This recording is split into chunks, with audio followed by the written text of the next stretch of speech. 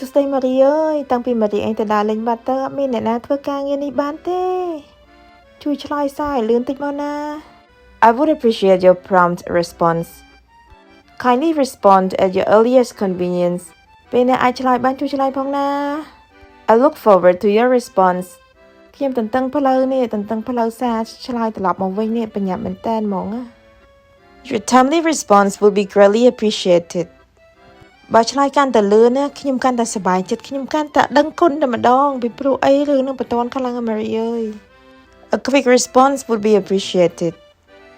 មិនក៏លើកទូរស័ព្ទសោះអញ្ចឹងបើបានឆ្លើយកាន់តែលឿនណាកាន់តែល្អម៉ារីដើរលេងដល់ណាហើយជួយការងារបន្តិចមក